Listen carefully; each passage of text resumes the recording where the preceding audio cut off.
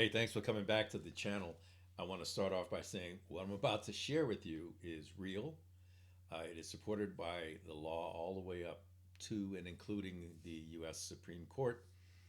And it's something that most people don't think about, or they think about it in the wrong way, especially when it comes to interpersonal interactions and whether or not force can be used against another person. Now, the subject, which I found fascinating, is called fighting words. I've heard that term since I was a little munchkin. Them's fighting words, Bart, or some other kind of thing. Fighting words are a real thing. Number one. Number two, fighting words are speech. Three, fighting words are speech not, underlying, not covered by the First Amendment of the U.S. Constitution.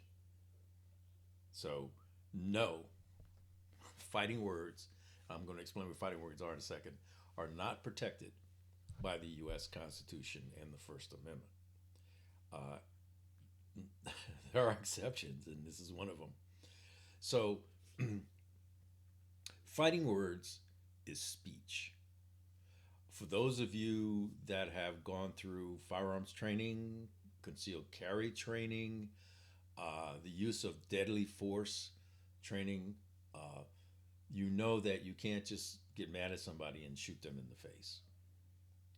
For civilians, you must have the threat has to be imminent.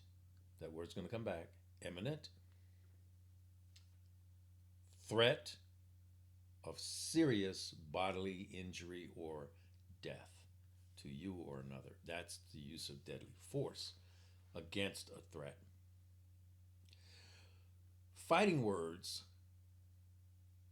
are interesting. Fighting words are a precursor to a physical threat.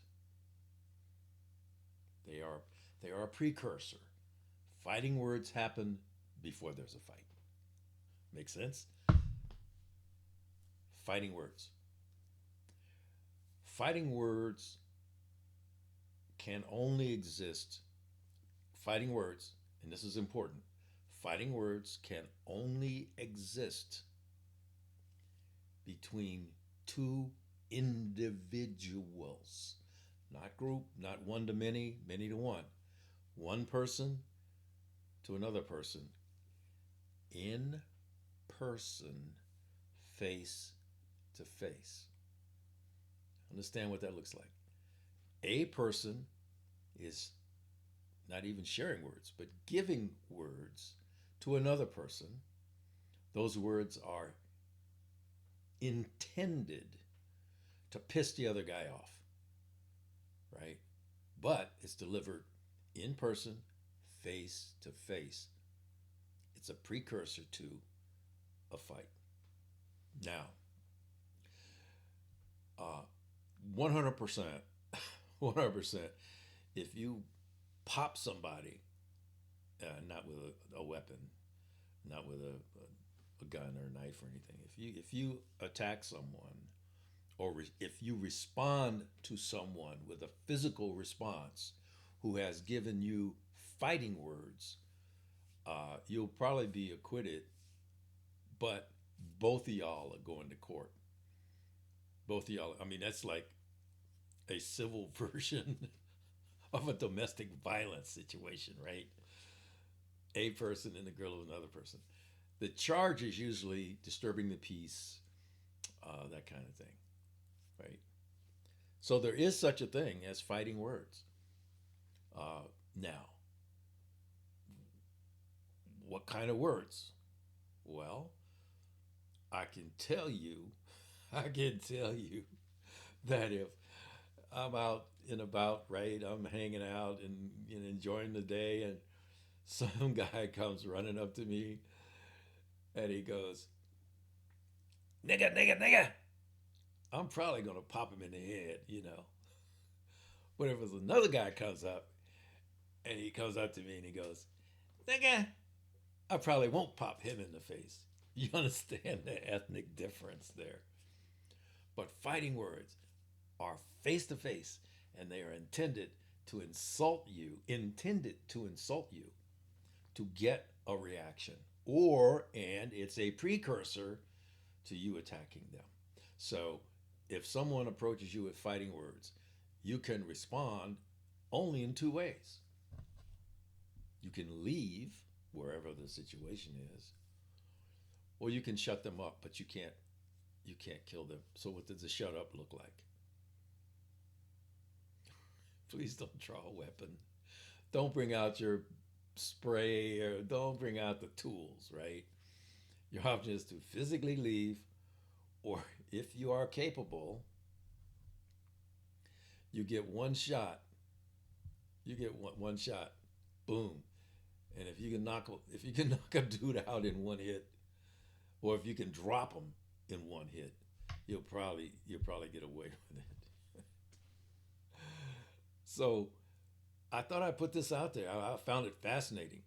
The the Supreme Court case. I'll put the link to the information down below. But 1942, and then in the late 80s, I think they narrowed the scope of what constitutes fighting words. The main thing that you need to understand, that we all need to understand, is yes, there is such a thing, uh, but it can't be over the phone. It can't be somebody yelling at you across the street. Your mama's ugly, and that girl you with is ugly too. Or I mean, that's across the street. If you're sitting at a table and some guy comes up to you, or I'm going to say guy, and you're with your mother, and the person says something, about your mother, or your girlfriend, or your wife, and they're sitting there, depending on what they say, and it's directly to you, and it is an insult. All insults are fighting words, pretty much. Then, what are you going to do? I mean, if you're in the middle of dinner, right, you might not say anything. You might decide you're going to leave, right? If you're sitting down and another person standing up, you're at a tactical disadvantage. Remember, you can't use anything on your body, right?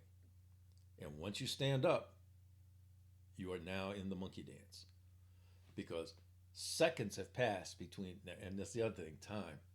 From the time the person utters the fighting words from their mouth, right, until the time they receive a response to the fighting words, the measurement is in seconds, not days or weeks. So if you sit there and go, I wonder why you're saying that to me, and then 5 minutes go by, well, you cannot react against fighting words. That's too much time. See what I'm getting at? So before you get beer muscles, before you lose your ability to think about this subject, think about this subject some more. Go read up on it. Fighting words are a real thing. So it's speech not protected by the First Amendment, and it's speech that can get you a pop in the nose, or hit in the jaw, or drop with a gut shot to the solar plexus or something like that. Does not mean that you can use deadly force against fighting words. Okay, if any of you, because different states have different statutes, but the concept is the same. Put down below what either your experience and or your thinking on this subject of fighting words. I'd love to hear that, and so would everybody else. If you like the content and you want to keep me doing this, uh, hit the bell icon, subscribe, right? And as always, wherever you can, whenever you can, however you can, carry on.